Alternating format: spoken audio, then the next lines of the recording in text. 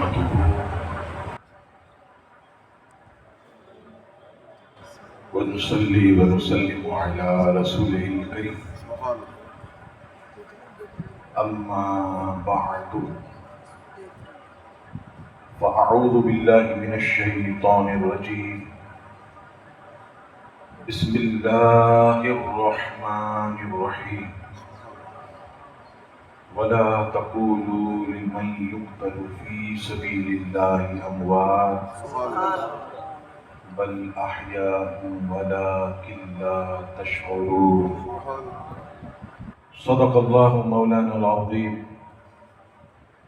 وبلغنا رسوله النبي الكريم الأمين ونحن على ذلك لمن الشاهدين والشاكرين والحمد لله رب العالمين. لائی کے صدر احترام مفتی سنت حضرت علامہ مفتی خلیل احمد سلطانی صاحب، قبلہ پیر طریقت فدا علی دامت برکات مالیہ، اور ہمارے دیگر علماء کرام اور لائی کے صد تقریب حاضرین محفل، ہمارے حنیف حیدری صاحب نے مجھے کراچی میں ہی موصول کیا، حیرت ناک بھی ہے، قبلہ مفتی صاحب سے میں نے عرض کیا تھا کربلا کے بعد، یعنی امام علی مقام کی شہادت کے بعد سے لے کر بقیہ قافلہ کس طرح مدینہ پاک پہنچا، اس درمیان یہ انہوں نے مجھے موضوع دیا.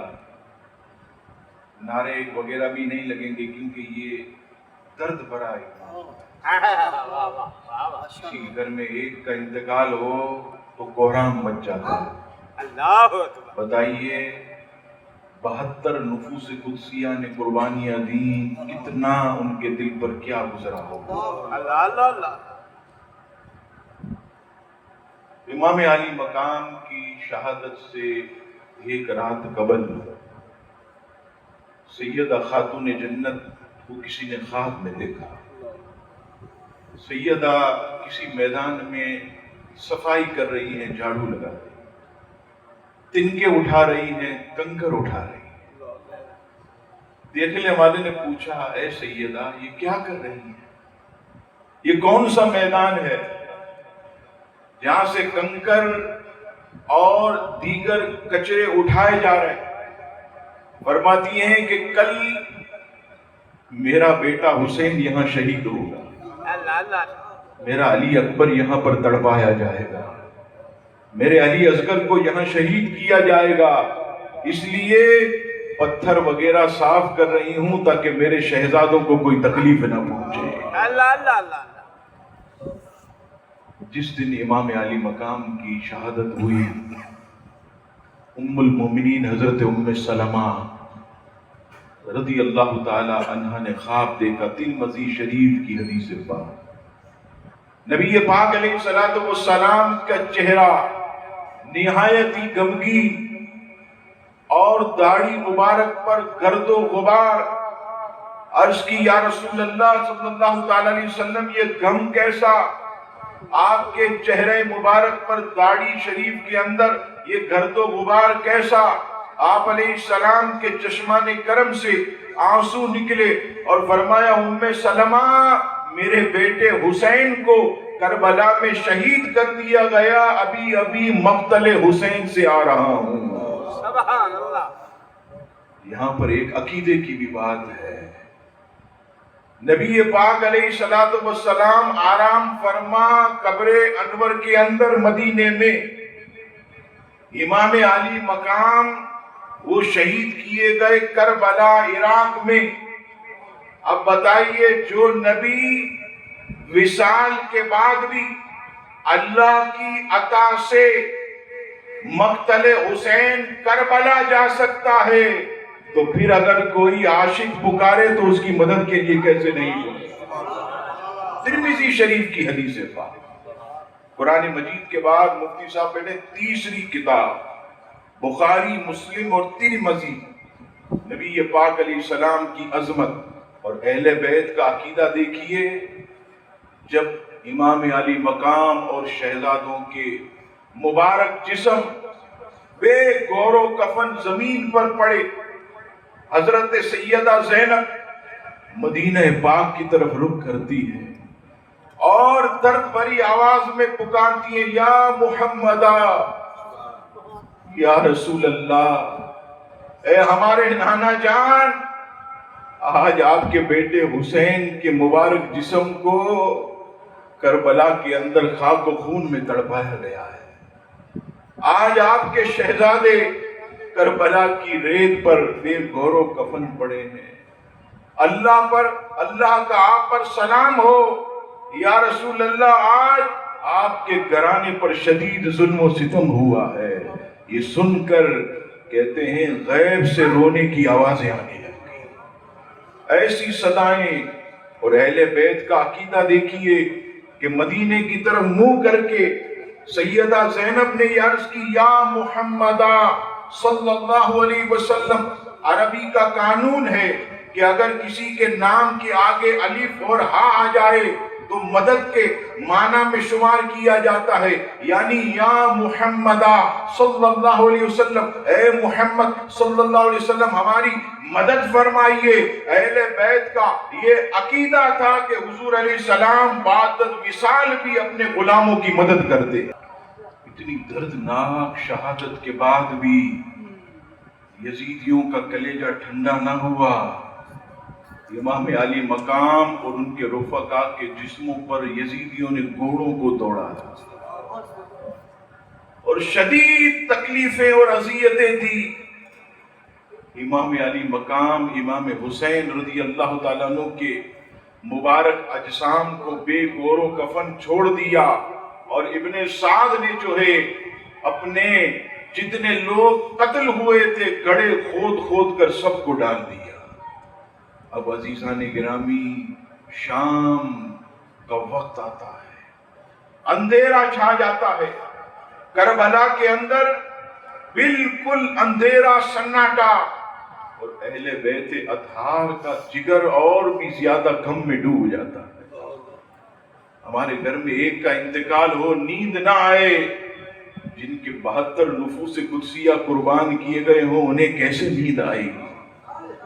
اللہ کی عبادت میں، ذکر میں انہوں نے رات گزاری۔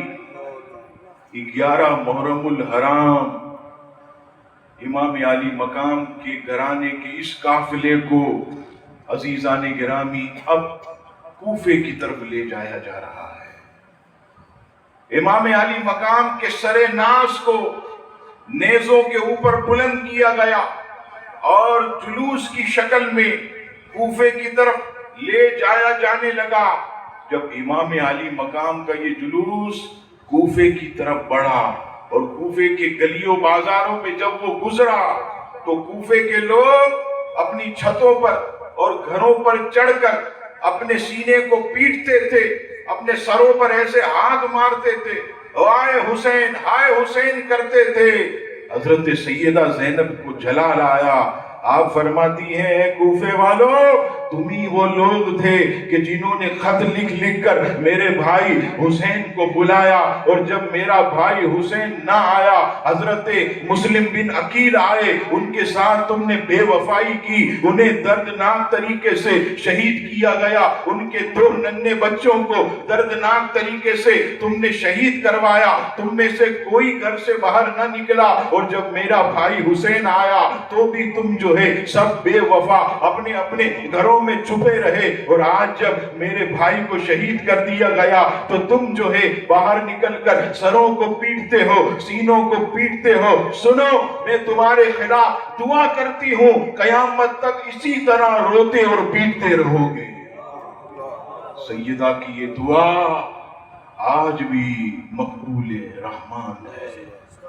آج بھی وہ لوگ، آپ دیکھیے جیسے ہی ایام محرم شروع ہوتے ہیں رونا پیٹنا شروع کرتے، مارنا شروع کرتے، جبکہ نبی پاک علیہ السلام کی حدیث پاک کہ جو میت پر سینہ گوبی کرے، جاہلوں کی سی حرکتیں کرے، نوحہ کرے، فرمایا وہ ہم میں سے نہیں ہے، ہم میں سے نہیں ہے۔ آپ دیکھیے سیدہ زینب سے بڑھ کر کسے دکھ ہوا ہوگا؟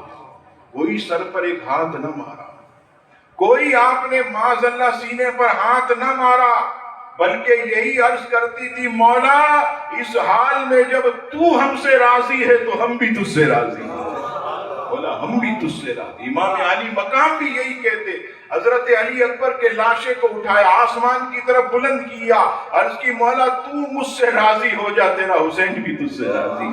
حضرت علی اصغر کے مبارک جسم کو ایسے ہاتھوں میں لے کر آسمان کی طرف بلند کرتے اور یہی عرض کرتے مولا تو راضی ہے تو تیرا بندہ حسین بھی راضی ہے۔ یہ وہ لوگ تھے۔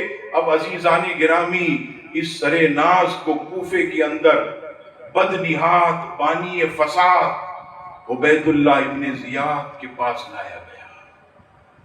عبید اللہ ابن زیاد کے سامنے تشت میں امام علی مقام کا سر ناز لایا گیا، اور اس سے قبل کیا ہوا؟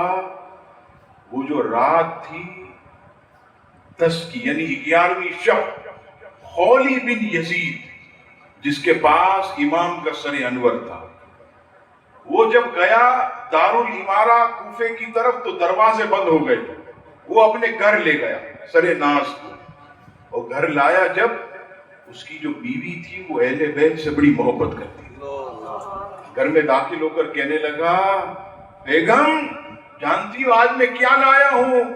کیا لائے ہو؟ اس تھیلے میں حسین ابن علی کا سر ہے۔ بیوی کہنے لگی بدبخت، خدا کی مار تجھ پر، لوگ سونا لاتے، چاندی لاتے، پیسہ لاتے ہیں، تو جس نبی کا کلمہ پڑھتا ہے ان کے نواسے کا سر لایا، ظالم، تو ایسا ظالم ہو گیا۔ اس نے کچھ نہ سنا اور ایک جگہ پر اس نے سر ناز کو رکھا۔ اس کی بیوی رات بھر نہ سوئی۔ جب آدھی رات گزری، اندھیرا چھا گیا، اچانک اس کی نظر امام علی مقام کے سر ناز پر پڑی۔ بیوی کہتی ہے خدا کی قسم میں نے اپنی آنکھوں سے دیکھا کہ امام علی مقام کے سر پر آسمان سے نور کی کرنیں جو ہے وہ نیچے آ کر پھوٹ رہی ہے، ایسے کہ یہ پہلے واقعہ۔ پھر اس کے بعد یہی خولی بن یزید ابن زیاد بانی فساد کے پاس لاتا ہے۔ اس وقت اس کے ہاتھ میں ایک چھڑی تھی، چھڑی سے ایسے امام علی مقام کے ہونٹوں کی طرف اشارہ کر کے کہتا یہ حسین کے ہونٹ ہیں، دانتوں کی طرف اشارہ کر کے کہتا یہ حسین کے دانت۔ بہت ضعیف صحابی حضرت زید ابن ارقم چل بھی نہیں سکتے، ایسے دیواریں پکڑ کر چلتے، انہوں نے جب یہ دیکھا تو رہا نہ گیا۔ آپ نے فرمایا اے ابن زیاد ہٹا اپنی چھڑی لب حسین سے، میں نے کئی مرتبہ اللہ کے محبوب کو اسے چومتا ہوا دیکھا ہے۔ حضرت سیدنا ابو ہریرہ رضی اللہ تعالیٰ عنہ اس حدیث کے راوی فرماتے ہیں آپ جانتے مدینے کی کھجور کتنی میٹھی ہوتی ہے، چوستا رہے۔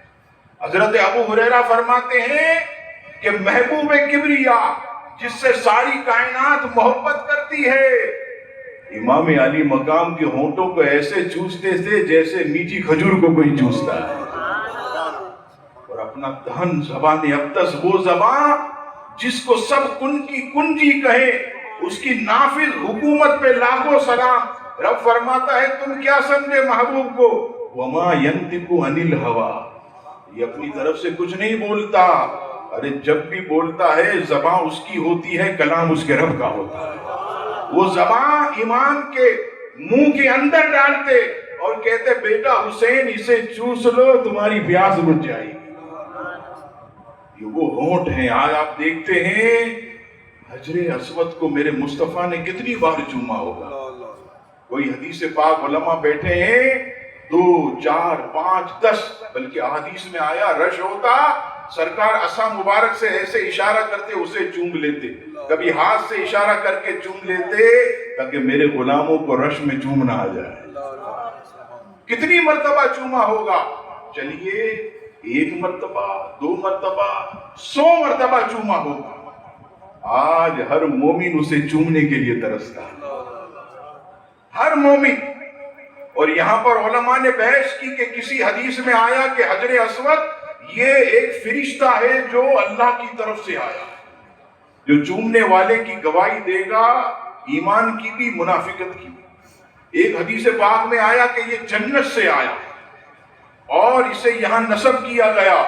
میں کہتا ہوں جنت سے آیا یہ بھی اس کے لیے شرف ہے، یہ اللہ کی طرف سے فرشتہ یہ بھی اس کے لیے شرف. لیکن میں کہتا ہوں سب سے بڑا شرف حجر اسود کے لیے یہ ہے کہ اس پر لب مصطفیٰ لگے ہوئے ہیں. حضور نے چوم کر اسے انمول بنا دیا، محبوب نے بوسہ دے کر قیامت تک اسے انوکھا اور نرالا بنا دیا. حجر اسود کو مصطفیٰ نے کچھ مرتبہ چوما. دنیا اس کو چومنے کے لیے تعظیم کے لیے لپکتی ہے. میرے حسین کے لبوں کو تو مصطفیٰ نے اتنی بار چوما کہ کوئی گنتی بھی نہیں کر سکتا. جب حضرت زید بن ارقم رضی اللہ تعالیٰ عنہ نے کہا بھرے دربار میں، وہ تو کوفے کا گورنر، اس نے کہا او بڈھے، اگر تو بوڑھا نہ ہوتا تو تیری بھی گردن مار دیتا. میں نے تجھے بوڑھا ہونے کا لحاظ کیا. حضرت زید بن ارقم اس پر بھی خاموش نہ رہ گئے گا. افسوس بدنیار، تجھے میرے بڑھاپے کا تو خیال آیا لیکن رسول اللہ کے نواسے کا خیال نہیں. ظالم، تو ظالم ہے، خبیث ہے. اور اتنا روئے حضرت زید بن ارقم رضی اللہ تعالیٰ عنہ کہ جتنے لوگ وہاں جمع تھے وہ سب کے سب جو ہے عزیزان گرامی رو پڑے. اب حکم دیا گیا کہ اس سر کو جو ہے دمشق کی طرف لے آئے، یزید کے پاس، اور سارے اہل بیت کے قافلے کو ساتھ، ساری پاک دامن خواتین وہ ساتھ ساتھ ہیں. راستے میں مشہور واقعہ ایک گرجے کا ایک پادری، امام عالی مقام کا جب یہ قافلہ آتا ہے اس وقت سورج غروب ہو چکا، شام کا وقت، مغرب کے بعد کا. ایک گرجے کا پادری دوڑتا ہوا اپنے گھر سے باہر آتا اور دیکھتا ہے کہ سر جو ہے نیزے پر، اور کچھ خواتین اور کچھ لوگ جلوس کی شکل میں. کہتا ہے یہ کون ہے؟ کہا یہ مسلمانوں کے نبی کے نواسے کا سر ہے، معاذ اللہ انہوں نے بغاوت کی تھی. کہا بغاوت کی تھی؟ جب یہ قافلہ قریب آ رہا تھا تو میرے گرجے کی دیواریں ہل رہی تھی، اور میرے گرجے کی دیواریں اس وقت ہلتی ہیں جب ظلم بہت بڑا ہوا ہو، کسی پر بہت ظلم ہوا ہو، زیادتی ہوئی ہو. یقیناً تم لوگوں نے ظلم کیا ہے ورنہ میرے گرجے کی دیواریں ہلتی نہیں. یہ سر کہ یہ نبی کے نواسے کا سر. اس نے کہا ایک کام کرو، رات ہو گئی، اندھیرا بہت ہے، کہاں جاؤ گے؟ حالات بھی اچھے نہیں ہیں، آج کی رات میرے گرجے میں قیام کر لو. وہ کہنے لگے بات تو اس کی صحیح، اندھیرے میں کہاں جائیں گے، آج رات یہی قیام کرتے ہیں. اب اس کی نیت بدلی، ایسا لگا کہ رب کریم جو ہے اسے ایمان کی دولت عطا فرمانا چاہیے. پادری کہنے لگا دیکھو یہ جو سر ناز ہے جس کے دانت بھی موتی سے بڑھ کر چمک رہے ہیں، ایک رات کے لیے مجھے دے دو، ایک رات کے لیے، اور اس کے بدلے میں تمہیں زندگی بھر کی کمائی 10,000 درہم دے دوں گا، اور میرے پاس کچھ بھی نہیں، گرجے میں تم آ کر تلاشی لے لو، یہی زندگی بھر کی کمائی لے لو. کہنے لگے آپس میں یزید تو کچھ دے نہ دے، چلو 10,000 تو مل رہا ہے، اتنی بڑی رقم، یہی لے لیتے ہیں، اور رات کے لیے تو مانگ رہا ہے، صبح لے کر کے ہم چلے جائیں گے. طے ہو گیا، 10,000 درہم لیے اور سر ناز پادری کے حوالے کر دیا. اللہ اکبر. پادری تو ایسا دیوانہ کہ اس نے پانی سے جو ہے امام عالی مقام کے سر ناز کو دھویا، اور صاف ستھرے کپڑے سے امام عالی مقام کے چہرہ ناز پر جو خون کے دھبے تھے اسے صاف کیا، اور نیچے تو یزیدی رکھتے تھے، پادری ہو کر اس نے اونچی جگہ پر امام کے سر کہ مسلمانوں کے نبی کے نواسے کا سر اوپر کی طرف رکھا، اور رکھنے کے بعد اس پر پاس جتنی خوشبو تھی وہ سب اس کے سر میں مل گئی، اور رات کو ایسے کھڑا ہو کر ہاتھ مان کر امام علی مقام کے سر انور کا دیدار کرنے لگا. جب آدھی رات ہوئی اس نے کیا دیکھا کہ امام علی مقام کے سر انور سے آسمان تک نور کی چادر نے سب کو ڈھانپا ہوا ہے. امام کے سر ناز سے نور کی کرنیں پھوٹ رہی ہیں. جب اس نے یہ دیکھا تو زبان سے اس کے جاری ہو گیا لا الہ الا اللہ محمد رسول اللہ. علماء فرماتے ہیں کہ پادری نے 10,000 درہم نبی کے نواسے پر قربان کیے. اللہ نے اس کے بدلے ایمان کی دولت اسے عطا کر دی. اہل بیت اطہار پر جو کوئی خرچ کرے تو اللہ تبارک و تعالی عزیزان گرامی اس کا بدلہ جو ہے وہ دونوں جہاں میں عطا فرماتا ہے. اب عزیزان گرامی یہ سر ناز اور یہ جلوس امام علی مقام امام حسین رضی اللہ تعالیٰ عنہ کا یہ دمشق کی طرف جاتا ہے. اور دمشق میں یزید کے دربار میں، اور یزید کے دربار میں جب یہ جاتا ہے علماء فرماتے ہیں کہ جیسے ہی تشت میں رکھ کر یزید کے سامنے امام علی مقام کا سر رکھا جاتا ہے وہ دیکھتا ہے کہ اب مخالفت بڑھ جائے گی، لوگ میرے اور دشمن ہو جائیں گے. اس نے یہ کہنا شروع کیا میں نے عبید اللہ ابن زیاد سے یہ تھوڑی کہا تھا کہ حسین کو قتل کر دے معاذ اللہ. اس نے یہ کیا کیا اس کا ستیہ ناش ہو. آپ اتنے بیٹے ایمان سے بتائیے کہ بادشاہ وقت اگر کسی چیز میں راضی نہ ہو اور کسی نے کوئی ایسا عمل کیا ہو تو اس کو پھانسی پر چڑھائے گا یا نہیں؟ اگر یزید اپنے کلمات میں سچا تھا تو ابن زیاد کو امام حسین کے قصاص میں قتل کیوں نہیں کیا؟ اس نے تو کوفہ کی گورنری سے بھی نہیں ہٹایا. اس کا مطلب ہے کہ اس کے کلمات جھوٹے. تاریخ میں جو اس نے لکھا یہ جھوٹے. یزید امام کی شہادت پر راضی تھا، امام کی شہادت پر وہ راضی تھا. ہاں اگر کوئی یہ کہتا ہے حدیث قسطنطنیہ کہ رسول اللہ صلی اللہ علیہ وسلم نے فرمایا کہ اول جیش جو مدینۃ القیصر پر حملہ کرے وہ جنتی ہے، تو یاد رکھیے گا جنت کی بشارت اس وقت تک ہے جب تک آدمی مرتے وقت جو ہے کوئی ظلم و ستم نہ کرے. ورنہ سرکار کی حدیث یہ بھی ہے علماء بیٹے لا الہ الا اللہ دخل الجنہ، لا الہ الا اللہ کہو اور جنت میں داخل ہو جاؤ. آپ بتائیے لا الہ الا اللہ کہنے والا جنت میں داخل ہوتا تو پھر قادیانی کیوں نہیں جاتے؟ وہ بھی تو کہتے ہیں وہ تو محمد رسول اللہ کے انکاری، لا الہ الا اللہ کے نہیں. تو پتہ چلا لا الہ الا اللہ بھی کہے اور اسلامی قوانین کی بھی پابندی کرے، اسلامی عقائد کی بھی پابندی کرے. تو اگر یزید امام علی مقام کے قتل پر ناراض تھا تو اسے چاہیے تھا کہ اہل بیت اطہار سے معافی مانگتا. کوئی تاریخ میں معافی نہیں ہے، کوئی قصاص نہیں ہے، کوئی سونا چاندی اس نے نہیں دیا، بلکہ امام زین العابدین کو بھی قتل کرنے کی سازش کی. کہ یہ کون ہے؟ یہ جوان لڑکا. کہا یہ حسین ابن علی کا بیٹا. کہا اسے کیوں چھوڑ دیا؟ ایسے بھی جملے تاریخ میں ملتے ہیں. اور اتنے میں اللہ تعالیٰ نے یزید پر ایسا رعب طاری کیا کہ اس نے امام زین العابدین کو چھوڑ دیا.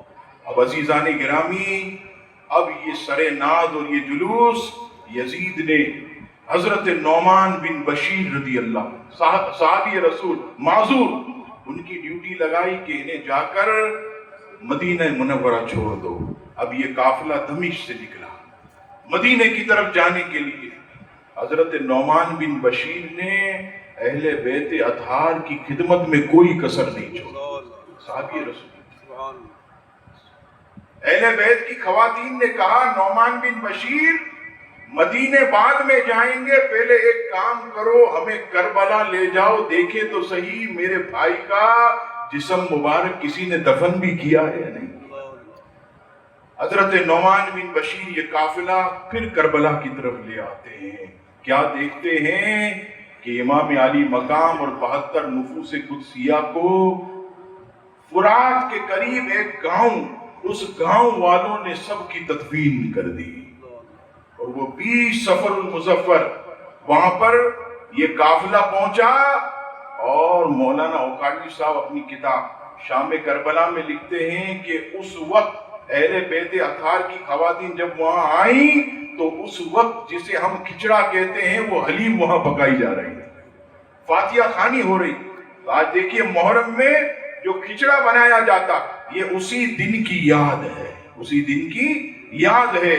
خدا کی قسم جب یہ کربلا قافلہ پہنچا پھر سے اہل بیت کا زخم تازہ ہو گیا، آنکھوں سے آنسو آئے۔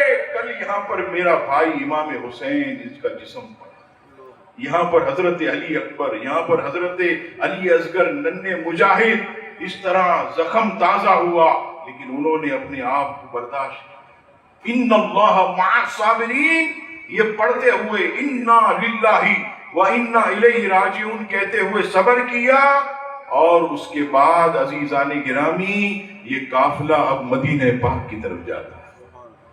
اور جیسے ہی مدینہ پاک کے اندر یہ قافلہ داخل ہوتا ہے، قافلے کی اطلاع ملتے ہی مدینے والے گھروں سے باہر آ جاتے ہیں، چیخو پکار، کہتے ہیں مدینہ پاک کے اندر 3 دن ایسے تھے کہ اہل مدینہ پر قیامت ٹوٹی۔ سب سے پہلا دن جب نبی پاک علیہ السلام دنیا سے تشریف لے گئے، اس دن بھی مدینے والوں پر قیامت ٹوٹی۔ دوسرا جب سیدنا فاروق اعظم کو شہید کیا گیا، دن کے اندر تارے نظر آنے لگے، اندھیرا چھا گیا، پہاڑوں کی چوٹیوں سے رونے کی آوازیں آئیں، بچے ماں سے کہنے لگے ماں کیا قیامت آ گئی؟ ماں کہتی تھی نہیں بیٹا، سیدنا فاروق اعظم شہید ہو چکے۔ دوسرا دن۔ اور تیسری جب یہ کربلا کا لٹا پٹا قافلہ جب مدینہ منورہ پہنچا، اس وقت عزیزان گرامی اہل بیت اطہار کے قافلے میں سے 72 نفوس کم تھے، قافلہ چھوٹا ہو گیا، دیکھ کر سب کی چیخیں نکل گئی۔ اور یہاں ایک بات میں بھول گیا، جب یزید کے دربار میں حضرت امام زین العابدین کو لایا گیا تو ہاتھوں میں ہتھکڑیاں تھیں اور پاؤں میں بیڑیاں۔ حضرت امام زہری بہت بڑے محدث وہاں موجود تھے۔ حضرت امام زین العابدین کے ننھے ننھے ہاتھوں میں، نازک ہاتھوں میں انہوں نے جب ہتھکڑیاں دیکھی، مبارک پاؤں میں بیڑیاں دیکھی تو آپ کی آنکھوں سے آنسو نکل آئے، رونے لگے۔ جب یہ رونے لگے، امام زین العابدین نے پوچھا اے زہری کیوں روتے ہو؟ کہا شہزادے تمہارے نرم و نازک ہاتھ میں ہتھکڑیاں دیکھ کر میری آنکھوں سے آنسو آئے، تمہارے نازک پاؤں میں بیڑیاں دیکھ کر، حضور کی اولاد کے پاؤں میں بیڑیاں دیکھ کر میری آنکھوں میں آنسو آئے۔ امام زہری کہتے اتنا کہنا تھا کہ امام زین العابدین نے بڑی آسانی سے ہتھکڑی میں سے ہاتھ نکال لیا، ہتھکڑی لگی ہوئی ہے، ایسے ہاتھ نکال لیا اور ایسے بیڑی میں سے پیر نکال دیا۔ کہا زہری ہماری شان یہ ہے، اور یہ کہتے ہوئے پھر ہاتھ ہتھکڑی اور پاؤں بیڑی میں ڈالا، کہا کیا کرے ہمارا رب اسی میں راضی ہے۔ زہری کیا کرے ہمارا رب اسی میں راضی ہے۔ میرے باپ حسین کو جو مرتبہ مصطفیٰ نے دیا کہ حسین تو اس پر راضی نہیں کہ تجھے اللہ نے جنتی نوجوان کا سردار بنا دیا، یہ واقعہ کربلا کے بعد مرتبہ ملنے والا۔ سرکار دیکھیے مستجاب الدعوات، امتی کے پاؤں میں کانٹا چبھے، سرکار کو قبر انور میں تکلیف ہوتی ہے۔ لقد جاءکم رسول من انفسکم عزیز علیہ ما عنتم حریص علیکم، تمہاری بہت بھلائی کے چاہنے والے۔ وصال کے بعد بھی بتائیے اپنے نواسے کو جو روتا نہ دیکھ سکتے وہ کربلا میں تڑپتا کیسے دیکھ سکتے؟ کبھی دعا نہیں کی، سرکار کے سامنے سب تھا کہ آپ کے نواسے کو آپ کی امت شہید کرے گی، یہ مٹی، یہ علاقہ، یہ زمین سب پتا۔ سرکار نے کبھی ہاتھ اٹھا کر دعا نہیں کی مولا یہ میرے حسین سے ٹال دے، نہیں۔ علماء بیٹھے، مفتیان کرام، کوئی حدیث نہیں ملے گی۔ کیوں؟ مصطفیٰ جانتے تھے کہ میرے حسین کو جو مرتبہ ملنے والا ہے وہ اسی شہادت کے بعد ملنے والا. تو امام زین العابدین یہ کہہ کر آگے بڑھ گئے زہری کیا کریں، ہمارا رب اسی میں راضی ہے. میرے مسلمانوں آپ پر بھی کوئی تکلیف آئے کربلا والوں کو یاد کر لیا کرو، تمہیں اپنی تکلیف کم نظر آئے گی. کئی ایسے ہوں گے کہ جن کا بیٹا حادثے میں انتقال کر گیا، کسی کا بیٹا بچپن میں انتقال کر گیا، کسی کا بیٹا جو ہے وہ کسی اور معاملات میں دنیا سے چلا گیا، پیارا سا بھائی چلا گیا، ماں چلی گئی، غم کے پہاڑ ٹوٹے. امام علی مقام یہ سب کو سبق دے رہے ہیں کہ اے میرے چاہنے والے، تجھ پر جو بھی مصیبت آئے میری تکلیف کو یاد کر لینا، تجھے اپنی تکلیف کم نظر آئے گی. تو نے تو اپنا بھائی لٹایا، میں نے تو اپنا سارا گھرانہ لٹا دیا. تو نے تو اپنا بیٹا کھویا، میں نے تو اپنا پورا گھر مصطفیٰ کے قدموں پر لٹا دیا. اب جب یہ قافلہ پہنچا، آوازیں آنے لگی، اے امام زین العابدین، امام حسین کہاں ہے؟ حضرت علی اکبر کہاں ہے؟ وہ ننھا شہزادہ حضرت علی اصغر کہاں ہے؟ حضرت قاسم کدھر ہے؟ امام حسن کے پیارے پیارے شہزادے کدھر ہیں؟ ارے کدھر سب کو چھوڑ کے آئے ہو؟ ارے یہ پھولوں جیسا گھرانہ کہاں لٹا کر آئے ہو؟ چیخیں نکل گئی اہل مدینہ کی، رو رہے ہیں کہ یہ قافلہ آج بالکل جو ہے لٹا پٹا آیا. امام زین العابدین مدینے میں داخل ہوتے ہی سب سے پہلے اپنے نانا کی قبر انور پر جاتے ہیں. عرض کرتے آقا آپ کے بیٹے حسین کو اس طرح شہید کیا گیا، آپ کے بیٹے حضرت علی اکبر کو ایسے شہید کیا، حضرت علی اصغر کو ایسے تڑپایا گیا. یہ کہہ رہے تھے، قبر رسول سے آواز آئی، اے زین العابدین تو مجھے کیا بتاتا ہے، میں نے تو سب اپنی آنکھوں سے دیکھا ہے. اللہ اکبر. وہ کیسا وقت عزیزان گرامی کہ جب یہ کربلا والا قافلہ مدینہ پاک کے اندر پہنچا ہوگا. تصور کیجئے کہ جن کا سب کچھ لٹ گیا اللہ کی راہ میں، جن کا سب کچھ ختم ہوا مولا کی محبت میں. حضرت امام زین العابدین کے بارے میں آتا ہے کہ آپ کے سامنے کوئی آدھا پیالہ پانی کا رکھتا، پانی دیکھ کر اتنے آنسو نکلتے کہ پیالہ پورا بھر جاتا تھا. لوگ کہتے حضور کیا بات ہے، اس پانی کے کٹورے کو دیکھ کر اتنے آنسو، پورا پیالہ بھر گیا. آپ کہتے ہیں یہ وہی پانی ہے جو میرے باپ امام حسین کو نہ ملا، یہ وہی پانی ہے جس کے لیے حضرت علی اکبر ترس گئے، حضرت علی اصغر ترس گئے. اے لوگوں، اگر تم بھی اپنی آنکھوں سے کبھی کربلا کا واقعہ دیکھتے تو تمہاری حالت بھی یہی ہوتی.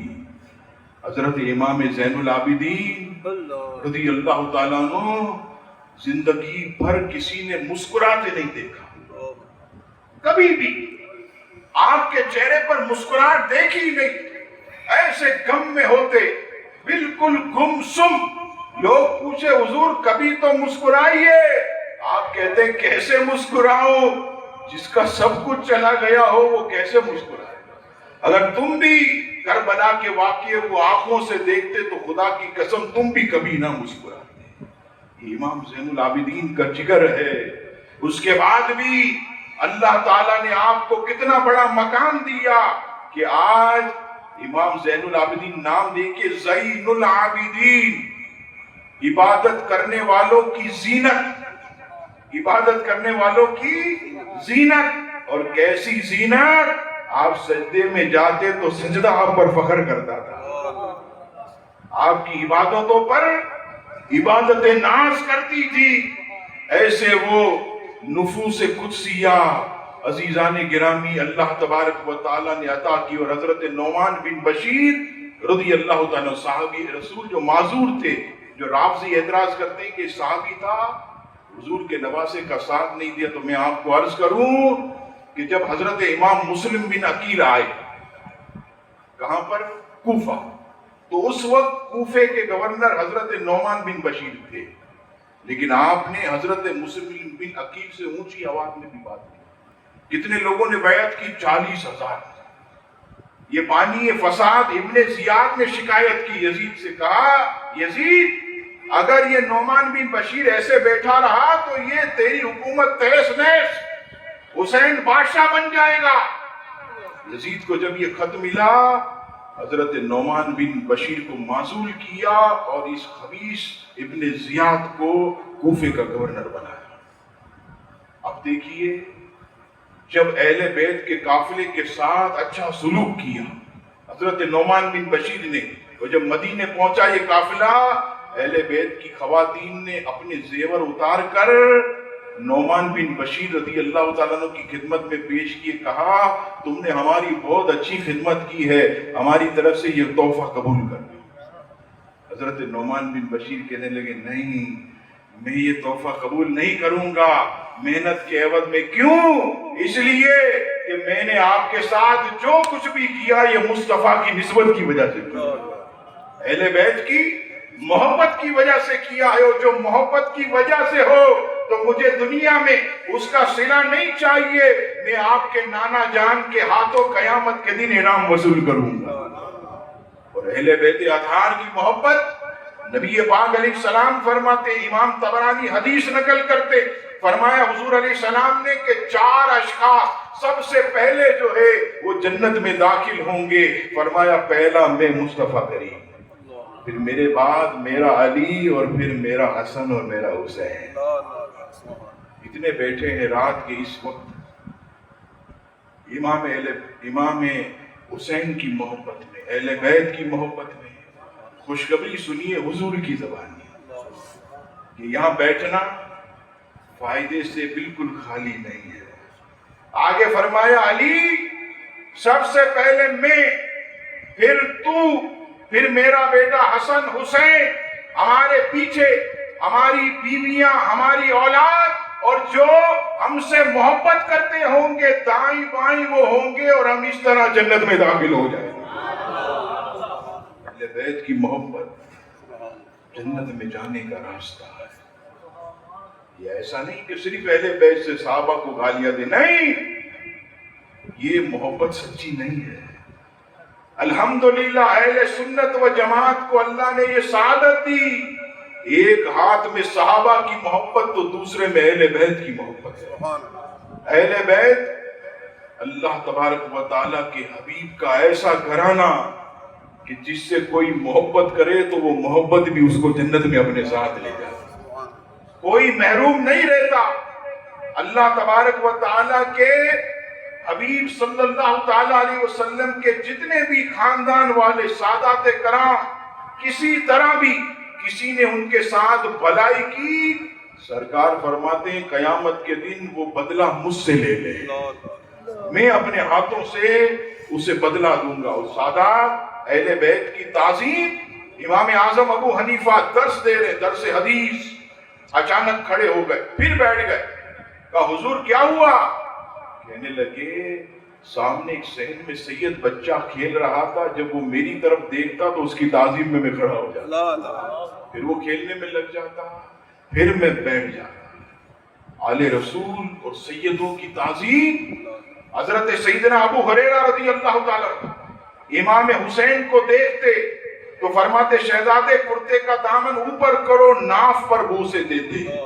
صحابی گزرتے کہتے ابو ہریرہ کیا کر رہے ہو؟ کہا یہ نہ پوچھو کیا کر رہے ہو، میں نے بس مصطفیٰ کو ایسا کرتے دیکھا، ان کی ادا کو ادا کر رہا. حضور ایسے کیا کرتے تھے، مصطفیٰ کی محبت میں کر رہا ہوں، اہل بیت کی محبت میں. کہا جاتا ہے کہ ایک مرتبہ امام علی مقام کسی سفر میں تھے، حضرت ابو ہریرہ بھی ساتھ. جب بہت زیادہ سخت گرمی، حضرت ابو ہریرہ رضی اللہ تعالیٰ عنہ نے حضرت امام حسین کے پاؤں اپنے ہاتھوں سے صاف کرنا شروع کیا، ایسے کر کے. کہا ابو ہریرہ کیا کر رہے ہو؟ میرے نانا کہ تم صحابی ہو، یہ کیا کر رہے؟ کہا حسین یہ تو ہاتھوں سے صاف کرتا ہوں، اگر تمہارا مرتبہ دنیا والوں کو پتہ چل جائے تو تمہارے طلبوں کو اپنے گالوں سے صاف کرنا شروع کر. حضور کی اولاد، اس قدر ان کا مرتبہ اور شان. تو یہ جو بیٹھے ہیں جنہوں نے پروگرام کرایا، خدا کی قسم اپنے گھروں میں اور اپنی اولادوں میں اس کی برکتوں کو دیکھیں گے. محروم کوئی نہیں رہتا. محشر کے میدان میں بھی جب سب بھول جائیں گے، انشاءاللہ یہ شفاعت کر کے اپنے ساتھ جنت میں ہمیں لے جائیں. اہل بیت سے سچی محبت کریں اور صحابہ اکرام علیہ رضوان کی بھی تعظیم اور ادب کریں، تاکہ جب یہ دونوں چیزیں ہوں گی تو اس طرح انشاءاللہ تعالی ہم جنت میں داخل ہوں گے. اور آخری یہ پیغام، امام عالی مقام نے اپنا سر دے دیا لیکن نماز نہیں چھوڑی، نماز سے پیچھے نہ.